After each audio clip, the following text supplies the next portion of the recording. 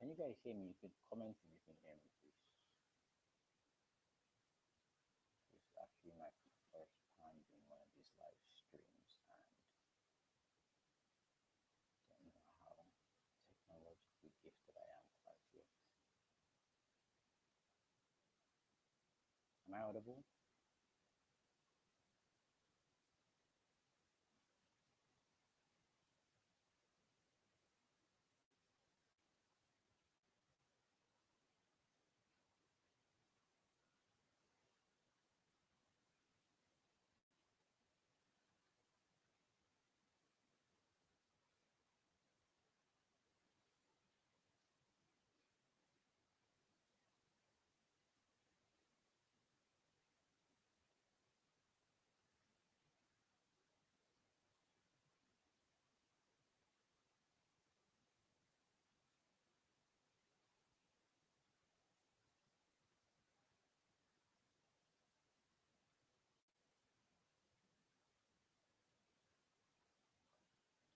Hello?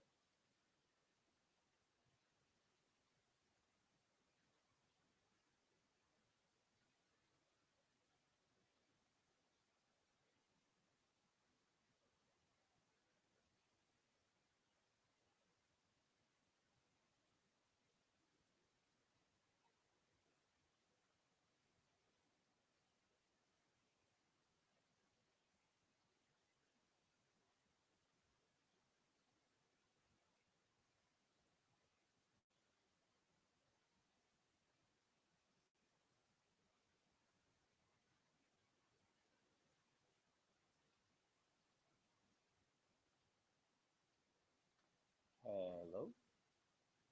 Um,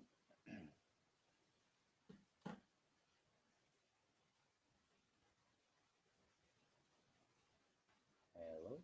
Hello? Hello?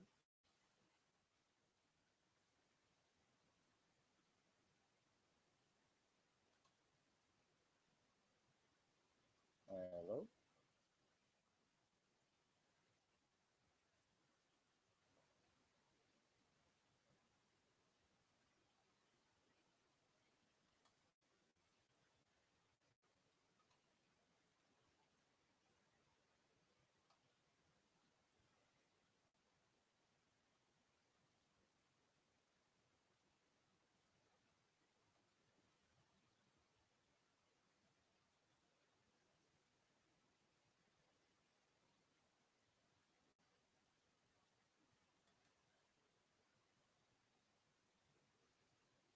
Hello? Still can't hear me? Still can't hear me? Still can't hear me?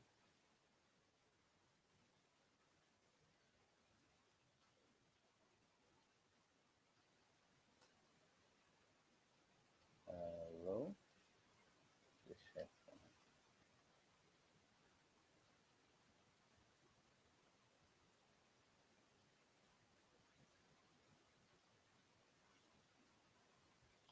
Ah.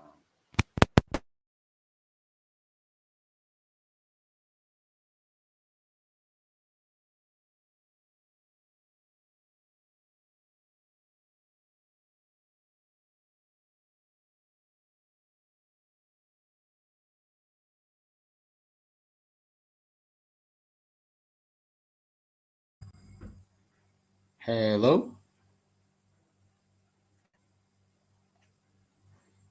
How about now?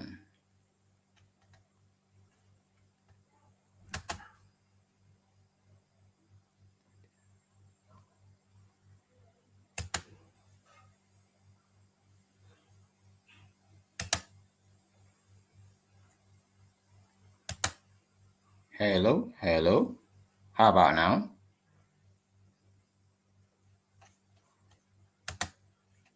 How about now?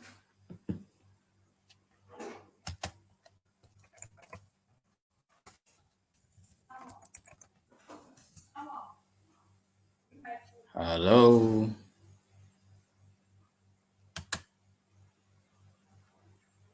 Hello?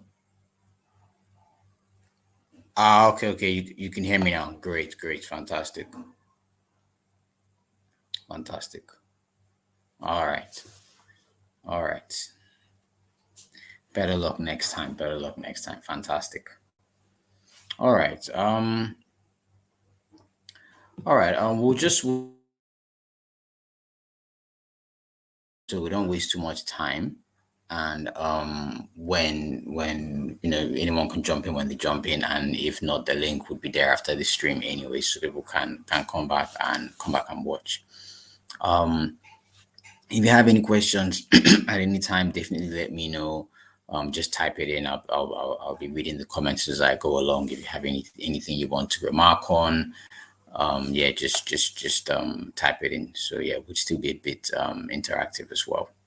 So yes, basically 101 of storytelling. Welcome everyone that is here. Thank you for joining us.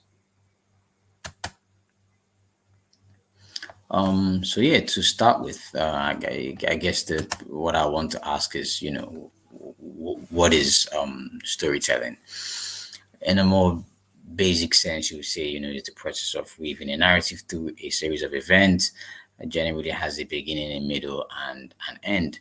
It's one of the oldest art forms that we used to engage our minds, and it's been with us from as early as the oral tradition. We've had written stories, illustrated stories, visual motion stories, which are basically movies.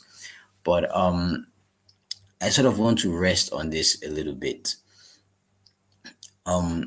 This tradition of storytelling, as much as the basic concept is, just tell some kind of narrative that has a beginning, a middle, and an end. There are sort of like deeper rules to how it works, basically. And one of these rules is why we have what we call genres. And what do I mean by that? Um, think about, let's say, imagine 10,000 years ago. No computers, no typewriters, none of this fancy. Yeah. I have to teach you some lesson. I have to teach you why it's better to take your time and be patient in life than just rush. I could try to tell you some kind of long-winded essay of, this is why you should blah blah blah, or I could tell you some kind of tortoise and the hare kind of story, basically. Now, in times when like we didn't really have sort of like a lot of print development, these stories worked in a way like a what's this thing this guy calls it, a psychotechnology. Think about it that way, like a psycho technology. Now we have like regular technology, but then it was sort of a way to past ideas, and till now, when you are trying to play at the highest level of storytelling, this is still what it's about. It's still about using this narrative to pass some kind of idea. So it's just something I want you to just keep in mind, just going into telling your stories, of asking yourself the question of, when we're little, they'll say, oh, what is the moral? What is the moral of the story? You know, it's still just in that vein of always asking yourself, which I guess leads us into one of the first things we'll be talking about today, the themes. So to just sort of quickly go over this, I'm sure most of you already know this. These are sort of the basic elements you would have for any story. You would have the theme, what it's about, the plot, what actually happens, the characters, the people in it, and the technique that you bring to it, which is basically how you execute it. And we'll sort of be going through these in the course of this class. Like I said, if anyone has any questions or anything, you could ask at any time. So basically, to think about your themes. Yeah, how do you think about your themes? And now I'm going to be using a lot of analogies because I sort of feel teaching by example is the easiest way to illustrate some of these things, right? Don't speak too much grammar. Now think about a story like Jonah and the whale. Big Bible story, popular Bible story. Sometimes you hear people making these theological arguments, and they say, "Oh, yeah, but it's a very silly idea. Of course, a whale didn't swallow a man, and he was inside the belly for 3 days." Blah blah blah, and those kinds of arguments miss the point of why a story like that works. It works because each of us, or at least a lot of us, can relate to what it is to be Jonah. We can relate to what it is to feel like you've been called to fulfill something great, something that you might not even perhaps feel very ready for. So you want to escape it. Some of you might even be here in this class thinking, oh man, like I could actually be a really good writer, but I'm just going to procrastinate instead. And then you go off and you do your thing. It is in that way, in that form, that we can and then we also relate to the experience of going out to do your thing, but then that thing that is your calling sort of like haunts you everywhere and finds you, until eventually we tell ourselves, okay, perhaps this is what I'm supposed to do, so I should embrace it properly, and then we sort of embrace our destiny, and we triumph. At least that is the dream we have in when we imagine that for ourselves. And that is why that works as a story. It's like the story of Job, for example. They say, oh, but like were they just killing people around this guy for nothing? And it's sort of like, well, it's not, you're not supposed to think about it in a literal way. You're supposed to understand the theme of the story. So for that, for example, we as people can relate to this idea of feeling forsaken, and we want to think that, if we too were forsaken, that we would still hold true to what is dear to us. That is why that character of Job has survived through all these years as a story, because it's not about whether the event happened or not. It's about how that theme resonates with us as people today. Sophia says, is it possible for there to be no theme in a story, or at least in the planning stage? um yes, there are stories that actually don't really have themes as such. These are largely plot driven stories. So say, for example, um say like crime thrillers, like a CSI kind of story. They don't necessarily have to have themes, because it's not the story is not being driven by the theme. The story is driven more by, this is the crime that happened. How are they going to crack it? So for this kind, so it also depends on the kind of story you are telling. But also, I also think if you want to tell, even for this sort of CSI kind of stories, if you want to tell the best version of those stories, I still think it is worth taking the time to plan some kind of um, thematic exploration. Just because it's really how you hit these notes with the reader. If you think about, say for example, we're going to get to some of this soon, like the idea of the retired disgraced cop that is looking for redemption. That in itself is a theme, and when you write your crime story, and he gets to solve whatever crime that is, um that theme of maybe he's become an alcoholic and stuff, and he has to come off that, and how you explore all those themes as well, those also count, as you exploring themes. So I mean, just I say that just to point out that when you think about theme, it's not just for the overarching theme of an entire story. There are also sort of like sub themes that you sort of execute through characters, which we'll be doing characters today, so we'll be getting to that in a bit. And the word for these sort of characters, these tropes that resonate through time is archetypes. That is what that this sort of like the storytelling term. The word was sort of coined by Carl Jung, who is a psychologist, and his notion of it was sort of, he had this idea that we have these figures that exist in our psyches. There's like a range of them, and you guys can search Carl Jung after this. That's Carl with a C, and Jung is spelled Jung, which is Jung. And he had this idea that these characters that sometimes we reference them as gods, and you see them a lot in stories, are sort of like psychic structures in our mind almost. Like, let me not ruin it. Let's get to character. Let's get to character.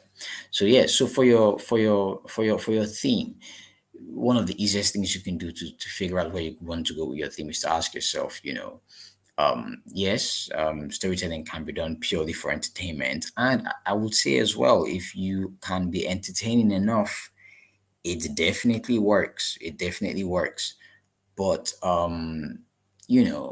now, even if you think of something like the Avengers, for example, you know, as much as the Avengers is supposed to be a super entertaining film, it's very thematically dense. The idea of considering that how much of the earth we're consuming, it's kind of unsustainable. If someone had the power to wipe off half to make it safer and sustainable for the rest to ensure our survival, like that is an it's an ethical problem. That's why like some of us were sort of watching that movie and we're like, yeah, Thanos kind of has a good idea, like, I mean, somebody has to do it, right? That is because, and if you remember that final movie, everything felt so tense. That is because we were all aware of what was at stake. Like, okay, these are sort of the moral battles at stake, so to speak. So yeah, so just this is just something for you to always keep at the back of your mind, is asking yourself, um what idea are you trying to portray, and ultimately the perspective your protagonist is most likely to have is your idea of, and it is, and again, the greatest rule in writing is that there are no rules. So these are sort of just like, I would say, best practices slash suggestions, yeah. But generally, the POV of your main character is most likely to be the POV that you want to convey. You want to use to sort of convey, okay, like, this is how I see this, basically. And sometimes it means the character would have to go to trash as well. But anyways, yeah. And yes, like I said again, if you have any questions at any time, please do not hesitate to raise your hand. So yes, coming down to we're getting closer to introducing the characters now. But before that, I'm gonna run a quick test.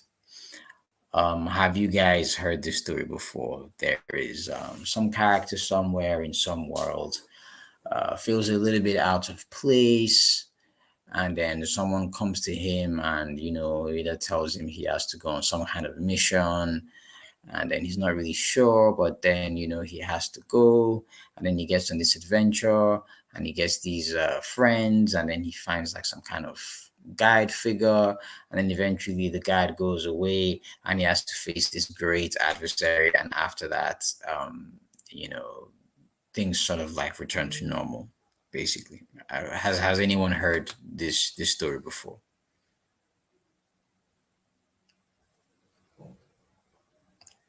Anybody? All of you have heard this story. This is Harry Potter's story. It is the Matrix, the Lord of the Rings, Frodo, um, uh, Luke Skywalker. Think about it. Okay, let me compare. What's his name? Harry Potter to the Matrix. Yeah, Harry Potter to the Matrix. At the beginning of Harry Potter, he is in the quote unquote Muggle world, getting trashed on by his uncle and auntie, and and then he gets the invitation to Hogwarts from the mail, and then I think it was Hagrid comes to get him, and then they go into the magical world, and then he meets Hermione Granger and Ron Weasley, and they become friends. And then he has what's his name, Dumbledore, who sort of like gives him wisdom and guidance. And then eventually, if you know how that one ends, he obviously defeats Voldemort. Now, and if you look at the Matrix as well, at the beginning, he's in the quote unquote Matrix world, and then he gets the message from Trinity, who comes and then she gets him, and then at first he's sort of like a bit hesitant, but then he goes with Trinity, and then he enters, he meets Morpheus, who becomes like this teacher to him, and then reveals the Matrix to him, and then eventually, obviously, Morpheus gets captured, and of course that's why also Dumbledore gets killed, and if you know as well, Gandalf gets killed because it's almost customary to remove the guide from the picture. So the lead has to go alone, basically. And then, of course, Neo defeats Agent Smith, if you know how that one ends. It's the same thing with The Lord of the Rings. Frodo is in the Shire, everything is good, and then the ring comes to him, and all of a sudden he has this problem. He has to go on this adventure, and then what is his name? And then Gandalf comes and then guides him, and then eventually Gandalf dies as well, and then he has to go to Mordor and defeat the Dark One by himself and drop the ring. It's literally the same story over and over and over and over and over again. So like there's actually like there's actually a name for this arc. It's called the hero's journey, and it was developed by it was one of the say developed. It was pointed out by this guy called Joseph Campbell, who I think you guys should definitely Google and check out his work. So this is one of the first proponents of this idea that stories have thematic structures that you can follow, basically. And I say this to tell you guys that you don't need to reinvent the wheel in storytelling. There is already a formula for all these things. It's not a lot of the times people think, oh yeah, I have to completely create something new. No, most of us work within genres. So the trick is understanding your genre, what works in your genre, what doesn't work in your genre, why the things that work in your genre, and why the things that don't.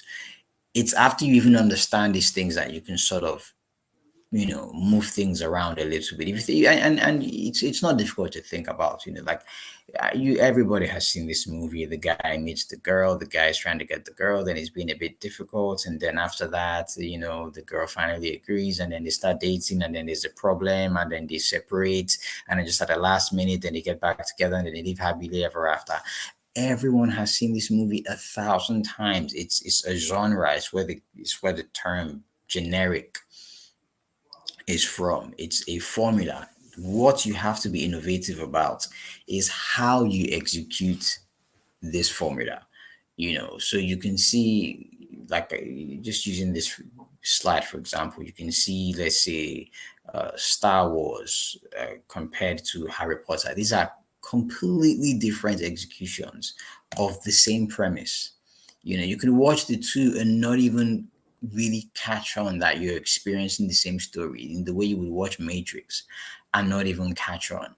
So it is in how you execute within the rules of the genre that you actually get to create, something that, people will look at and say, oh, like, this is actually an original piece of work, but, it's just writing as free-handed as writing seems.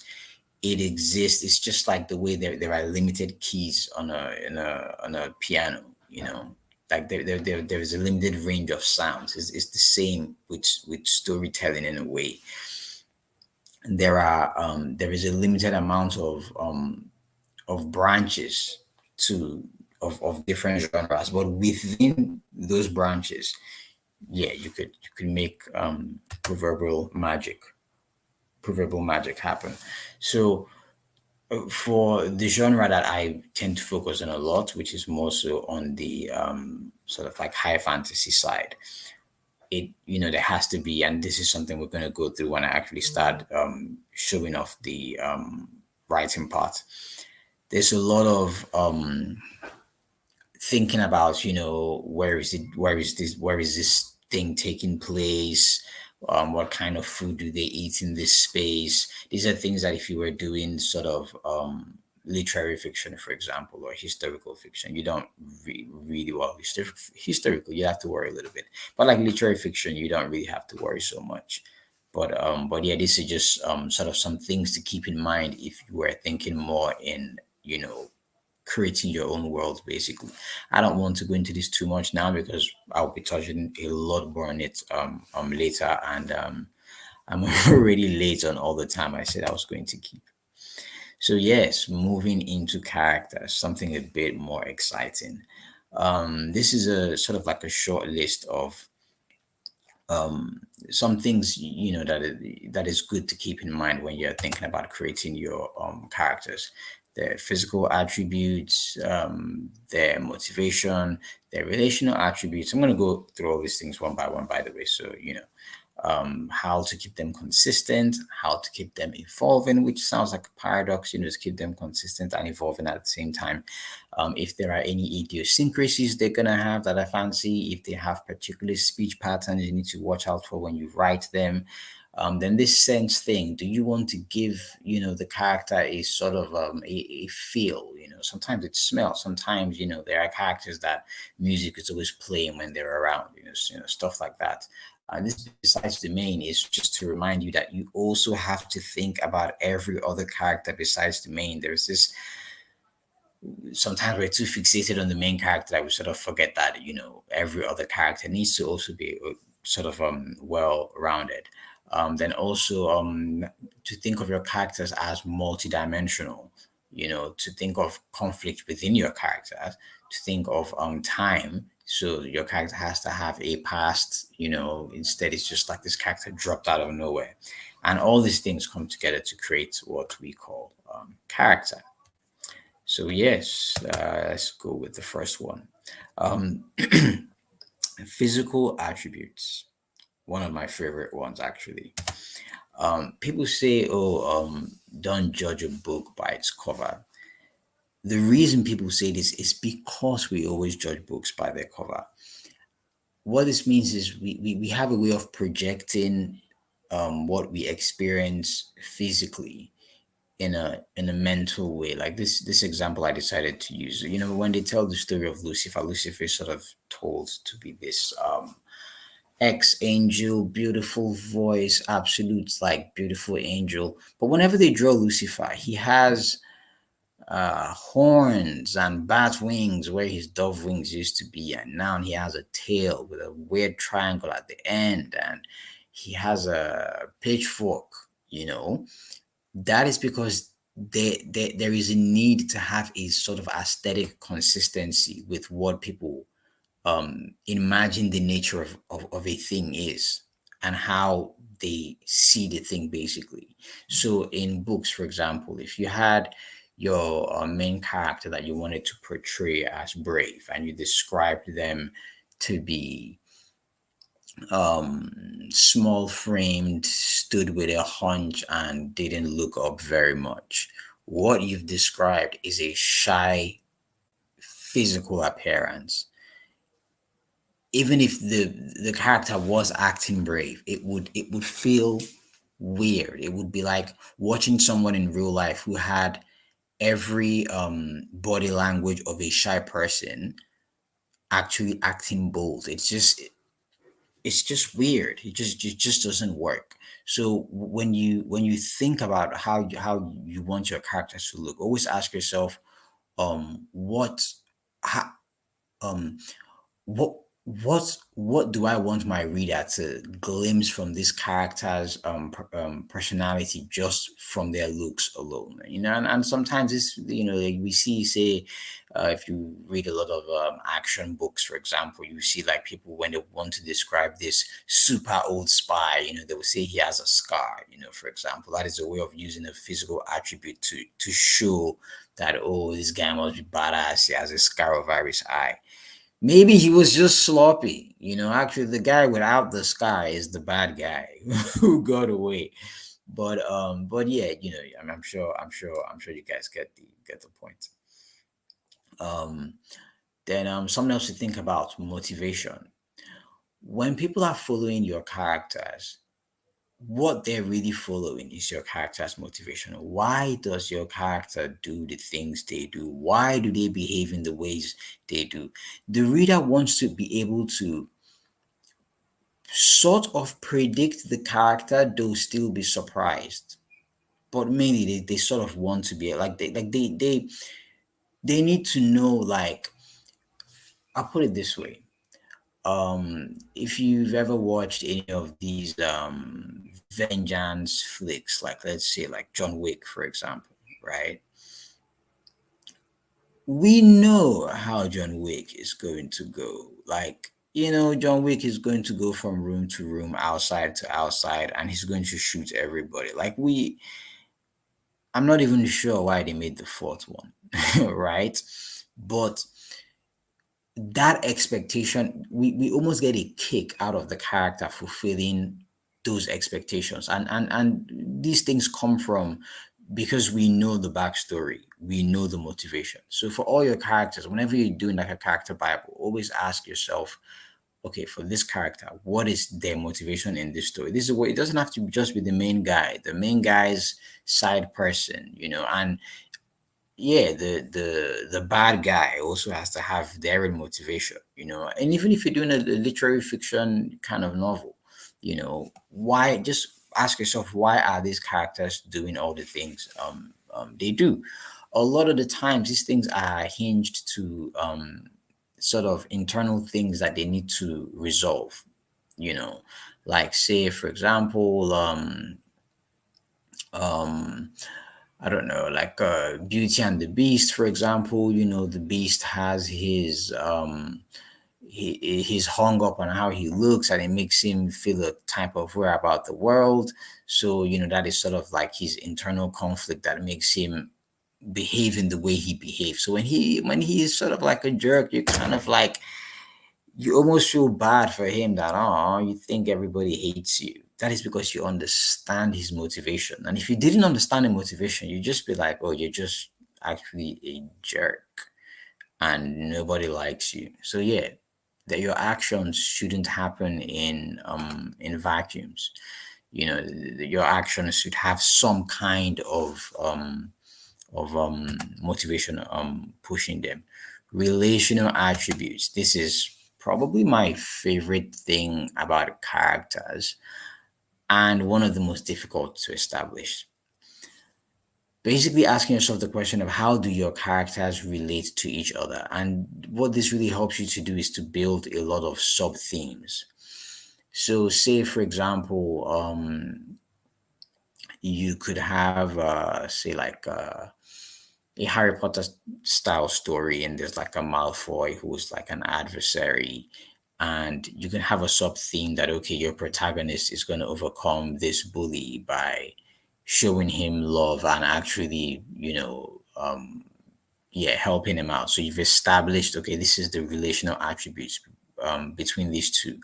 What this actually helps you do as well is to understand that, okay, if I know this is the relationship between these two characters, and I'm writing a trilogy, for example, I can decide, okay, I want to make this guy be a jerk all of book one, and then book two, I'm going to make him save you with kindness, and then book three, I'm going to make you pay back that favor. So this understanding these attributes allow you to place characters in their arcs So you can easily tell, okay, you in book one, this and this and that is what is going to happen to you. And all these things help so much when it comes to outlining. I'm going to be doing a live outline. Oh God, that is going to be so painful. I'm going to be doing a live outline of the story that I'm actually working on, because it's pretty much what this entire workshop is about. So yeah, so in that, you would see how I try to create my character bibles as well. And yeah, this really helps with your character bibles.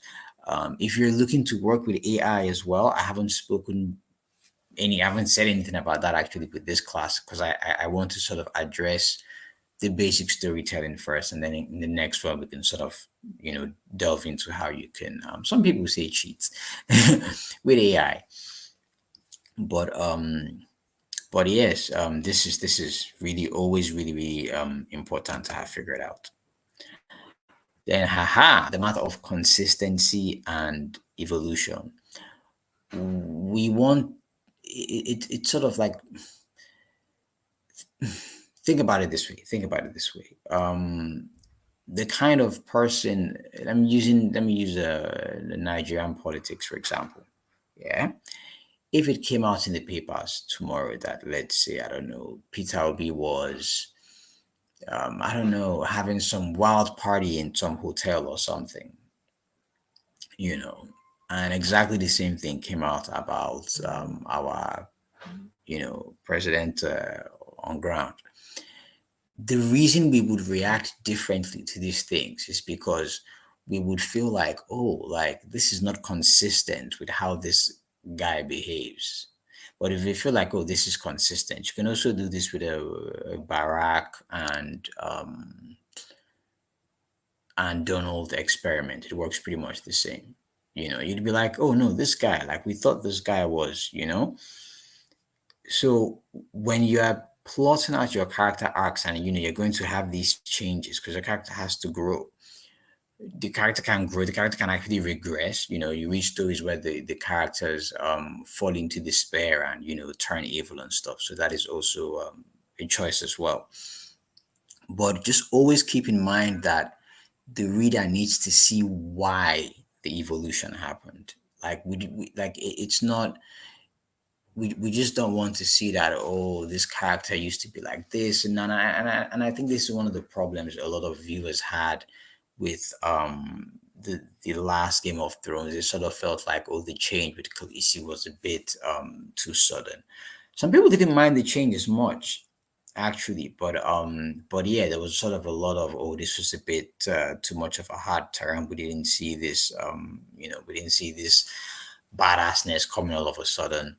But yeah, so this is just saying you always need to sort of keep in mind to maintain your character's character, but make sure when the character needs to grow, whether it's growing or regressing, that there are reasons the reader can see for this evolution, that okay, this character has gone through XYZ trauma, so it makes sense that they're going through ABC. Idiosyncrasies and speech patterns. This is one of my little tidbits that I like to play with. It doesn't have to apply to every writer, so every character, but I find